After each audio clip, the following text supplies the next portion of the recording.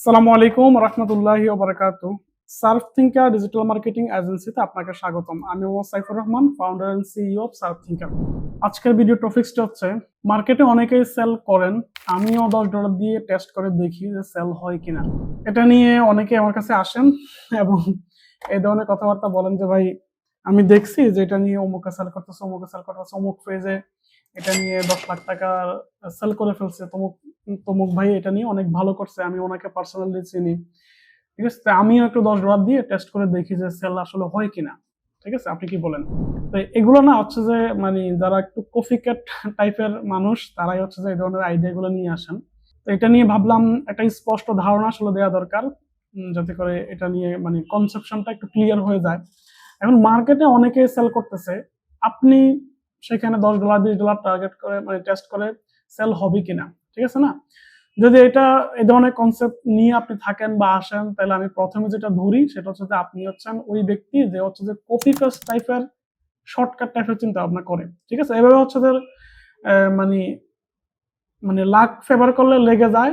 ঠিক আছে, লাখ ফেভার যদি না করে তাহলে যে $10 খরচ করলেন সেই $10 লস। বিষয়টা হচ্ছে এরকম। মূলত যেটা সেটা হচ্ছে যে এভাবে যারা চিন্তা ভাবনা করে তারা আসলে কপি করে।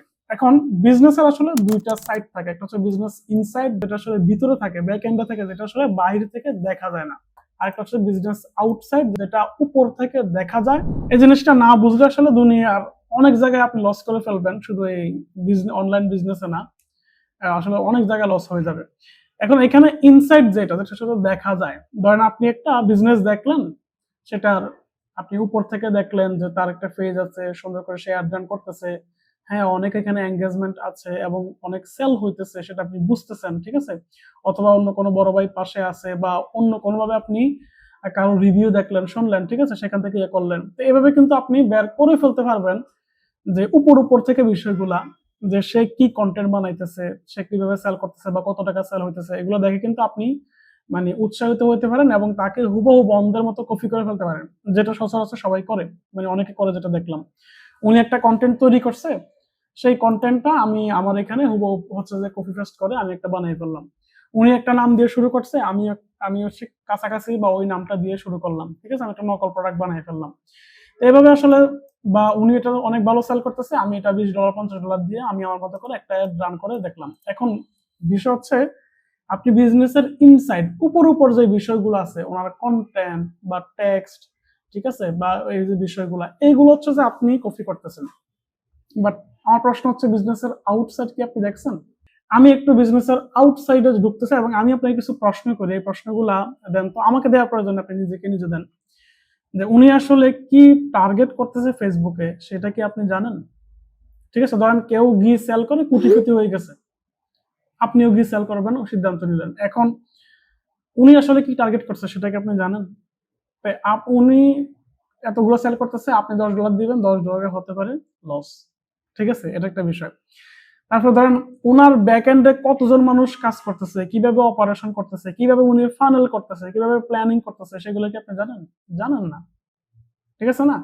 এরকম মানে বিজনেসের ইনসাইড উপর থেকে যদি 10টা বিষয় দেখা যায়, আরো 50টা বিষয় মিনিমাম হিডেন থাকে।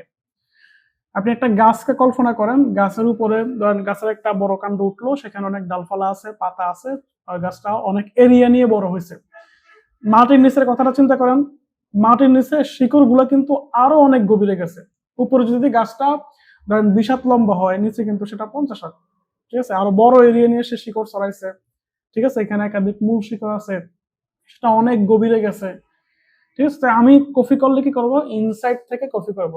আমি হচ্ছে উপরের বিষয়টাকে দেখতেছি, আমি কিন্তু আউটসাইড দেখতেছি না, ভিতরের বিষয়টা দেখতেছি না। এই কারণে আসলে কপি করা যায় না। ঠিক আছে, যেটা করা দরকার সেটাই করেন। সেটা হচ্ছে কিরকম, আপনি রিসার্চ করেন, সবগুলাকে রিসার্চ করে আপনি বেটার কন্টেন্ট প্রডিউস করেন। উনি যে কন্টেন্ট বানাইতেছে, আমি কিভাবে তার সাথে বেটার কন্টেন্ট বানাইতে পারি, উনি যে ভ্যালু দিচ্ছে আমি তার সাথে বেটার ভ্যালু কেউ দিতে পারি, উনি যে ইউনিক অফার ক্রিয়েট করছে বা উনি যে অফারটা করছে, আমি সেখান থেকে এক ধাপ এগিয়ে আমি কিভাবে বেটার বা ইউনিক অফার ক্রিয়েট করতে পারি। ঠিক আছে, আমি কিভাবে আমার প্যাকেজিং ঠিক করতে পারি এবং আমি কিভাবে অন্যান্য জায়গায় আরো ইমপ্রুভ করতে পারি, সেই জিনিসটা দেখা দরকার। এবং যখন আপনি এরকম ইমপ্রুভমেন্টে যাবেন, আপনি বেটার ভ্যালু দেওয়ার চেষ্টা করবেন, তখন ওই $10 না, $10 $20 দিয়ে মানে যা ডলার খরচ করবেন দেখবেন সেটাই দিন শেষে রিটার্ন আসবে। আর অন্ধের মতো যদি কাউকে কপি করে পেলেন তাহলে আপনি দিন শেষে লুজার হবেন। হোপফুলি এই আনসারটা পেয়েছেন যে মার্কেটে অনেকে সেল করতেছে, অনেকে ভালো করতেছে, আমিও $10 দিয়ে দেখি যে আমার আসলে সেল হয় কিনা। ঠিক আছে, এইভাবে আসলে করে লাভ নাই। যেটা করা দরকার সেটা হচ্ছে যে আপনি তার সাথে বেটার ভ্যালু চিন্তা করেন। ঠিক আছে, আপনি রিসার্চ করে আরো কিছু ইউনিক বের করেন, ওইখানে আরো ইমপ্রুভ করেন, ওইটা নিয়ে কাজ করেন, তখন দেখবেন যে সেই $10 $20 আপনার অনেক বেশি কাজে দিচ্ছে, অনেক বেশি আপনাকে ভ্যালু এনে দিচ্ছে। আশা করি পুরো ভিডিওটা অনেক বেশি হেল্পফুল হয়েছে আপনাদের। যদি হেল্পফুল হয়ে থাকে তাহলে একটি লাইক দিবেন। যদি কোনো প্রশ্ন থেকে থাকে তাহলে কমেন্ট করতে পারেন, আমি ইনশাল্লাহ সময় করে আনসার দেওয়ার চেষ্টা করব। এবং যদি আমার চ্যানেল নতুন হয়ে থাকেন তাহলে চ্যানেলটিকে সাবস্ক্রাইব করে রাখতে পারেন, যাতে করে ভবিষ্যতে কোনো ভিডিও পাবলিশ করলেই সাথে সাথে নোটিফিকেশন পেয়ে যান। ধন্যবাদ, ভালো থাকবেন, আসসালামু আলাইকুম।